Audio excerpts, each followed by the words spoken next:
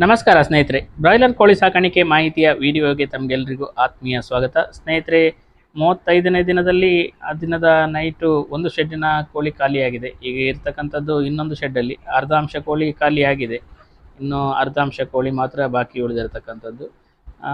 ಇದು ಕೂಡ ಇವತ್ತು ನೈಟು ಖಾಲಿ ಆಗ್ಬೋದು. ಉಳಿದ್ರೆ ಒಂದು ಸ್ವಲ್ಪ ಕೋಳಿ ಎಲ್ಲಿಯಾದರೂ ಸ್ವಲ್ಪ ಉಳಿಬೋದು ಅಷ್ಟೇ. ಒಂದು 200, 300 ಅಥವಾ 500 ಕೋಳಿಯ ಒಳಗಡೆ ಉಳಿಯಬಹುದು. ಸ್ನೇಹಿತರೆ, ಇದೀಗ 36ನೇ ದಿನ.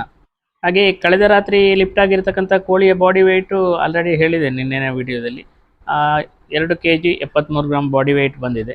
ವೆಯ್ಟ್ ಕೂಡ ಚೆನ್ನಾಗಿದೆ. ಇವತ್ತು ಇದರಲ್ಲಿ ಕೂಡ ಒಂದಿನದಲ್ಲಿ ತುಂಬವೇನೇ ವ್ಯತ್ಯಾಸ ಆಗಲಿಕ್ಕಿಲ್ಲ. ಸ್ವಲ್ಪ 200 ಅಥವಾ 220 ಗ್ರಾಮ್ ಈ ರೀತಿಯಲ್ಲಿ ಬರ್ಬೋದು.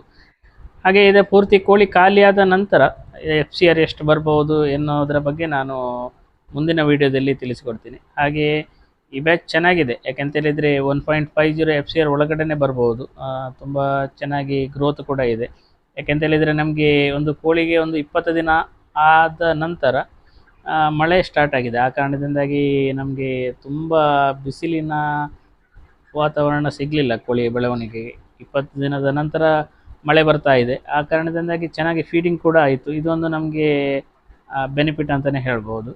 ಹಾಗೆ ಇಂದು ಕೋಳಿ ಖಾಲಿ ಆಗ್ತದೆ ಎಂತಕ್ಕಂಥ ಭರವಸೆ ಇದ್ದರೂ ಕೂಡ ನಾವು ದೈನಂದಿನ ಏನು ಕೆಲಸ ಮಾಡ್ತೀವಿ ಆ ಕೆಲಸದಲ್ಲಿ ನಾವು ರಿಲ್ಯಾಕ್ಸ್ ಮಾಡಲಿಕ್ಕೆ ಹೋಗಬಾರ್ದು. ಯಾಕೆಂದರೆ ಮಾರ್ಕೆಟ್ ಹೇಳಲಿಕ್ಕಾಗೋದಿಲ್ಲ. ಸಡನ್ಲಿ ಗಾಡಿ ಕ್ಯಾನ್ಸಲ್ ಆಗುವಂಥ ಚಾನ್ಸಸ್ ಕೂಡ ಇರ್ತದೆ.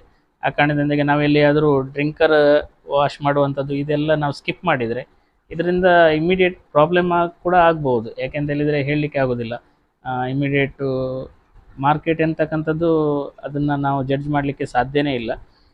ಎಲ್ಲಿಯಾದರೂ ನಾವು ಈ ರೀತಿ ಡ್ರಿಂಕರನ್ನು ಕ್ಲೀನ್ ಮಾಡಲಿಲ್ಲ, ಹಾಗೆ ಬಿಟ್ವಿ ಅಂತ ಹೇಳಿದರೆ ಅಷ್ಟೇ ಅದರಿಂದ CRD ಬೇಗ ಅಟ್ಯಾಕ್ ಆಗ್ಬೋದು. ಈ ದೊಡ್ಡ ಕೋಳಿಗೆ CRD ಅಟ್ಯಾಕ್ ಆದರೆ ಉಳಿಸ್ಕೊಳ್ಳೋದು ತುಂಬ ಕಷ್ಟ.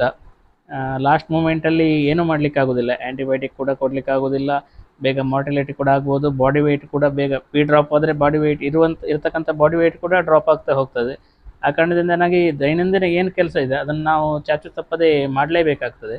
ಈ ಬ್ರಾಯ್ಲರ್ ಕೋಳಿ ಸಾಕಾಣಿಕೆಯಲ್ಲಿ ನಾವು ಯಾವ ಕಾರಣಕ್ಕೂ ನಾವು ನೆಗ್ಲೆಕ್ಟ್ ಮಾಡಲಿಕ್ಕೆ ಹೋಗ್ಬೋದು. ಪ್ರತಿ ಕ್ಷಣವೂ ಇಂಪಾರ್ಟೆಂಟ್ ಆಗಿರ್ತದೆ.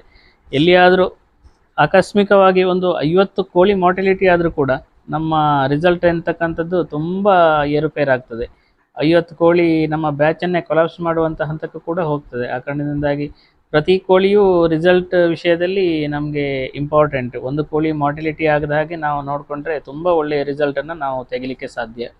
ಹಾಗೆ ಇಲ್ಲಿ ಮುಖ್ಯವಾಗಿ ಕೋಳಿ ಸಾಕಾಣಿಕೆಯ ಪ್ರಥಮ ವಾರ ಅಂತೇಳಿದರೆ ಮರಿ ಬಂದ ಬ್ರೂಡಿಂಗ್ ಟೈಮಿನ ಒಂದು ವಾರ, ನೆಕ್ಸ್ಟ್ ಕೋಳಿ ಬೆಳೆದು ದೊಡ್ಡದಾಗಿ ಮಾರ್ಕೆಟಿಗೆ ಹೋಗುವ ಪೂರ್ವದ ಒಂದು ವಾರ, ಇವೆರಡನ್ನು ನಾವು ತುಂಬ ಜಾಗರೂಕತೆಯಿಂದ ನೋಡ್ಕೊಳ್ಬೇಕಾಗ್ತದೆ. ಈ ಮಧ್ಯದಲ್ಲಿ ಬರ್ತಕ್ಕಂಥ ದಿನಗಳು ನಾವು ಸ್ಟಾರ್ಟಿಂಗಲ್ಲಿ ಹೇಗೆ ನಾವು ಒಳ್ಳೆ ಬ್ರೂಡಿಂಗ್ ಮಾಡಿ ಕೋಳಿಯ ಬೆಳವಣಿಗೆ ಹೇಗೆ ಚೆನ್ನಾಗಿ ಅಭಿವೃದ್ಧಿ ಹೊಂದ್ತಾ ಹೋಗ್ತದೋ ಹಾಗೆ ಮಧ್ಯದಲ್ಲಿ ನಮಗೆ ಅಷ್ಟು ದೊಡ್ಡ ಸಮಸ್ಯೆ ಬರೋದಿಲ್ಲ. ಹಾಗೆ ಬೆಳೆದ ನಂತರ ನಾವು ಅದನ್ನು ತುಂಬ ಜಾಗ್ರತೆಯಿಂದ ನೋಡ್ಕೊಳ್ಬೇಕು. ಸಾಯದ ರೀತಿಯಲ್ಲಿ ಮಾರ್ಟಿಲಿಟಿ ಆಗದ ಹಾಗೆ ನೋಡಿಕೊಂಡ್ರೆ ನಾವು ಉತ್ತಮವಾದಂಥ ರಿಸಲ್ಟ್ ಪಡೀಲಿಕ್ಕೆ ಸಾಧ್ಯ. ಹಾಗೆ ಸ್ನೇಹಿತರೆ, ಇದಿಷ್ಟು ಈ ಒಂದು ಬ್ರಾಯ್ಲರ್ ಕೋಳಿ ಸಾಕಾಣಿಕೆ 36ನೇ ದಿನದ ವಿಡಿಯೋ. ಈ ವಿಡಿಯೋ ನಿಮಗೆ ಇಷ್ಟವಾದರೆ ದಯವಿಟ್ಟು ಲೈಕ್ ಮಾಡಿ, ಶೇರ್ ಮಾಡಿ, ಹಾಗೆ ನಿಮ್ಮ ಅನಿಸಿಕೆಗಳನ್ನು ಕಮೆಂಟ್ ಮೂಲಕ ನನಗೆ ತಿಳಿಸಿ ಅಂತ ಹೇಳ್ತಾ ಮುಂದಿನ ಮತ್ತೊಂದು ವಿಡಿಯೋದಲ್ಲಿ ಭೇಟಿಯಾಗೋಣ. ಎಲ್ಲರಿಗೂ ಧನ್ಯವಾದ.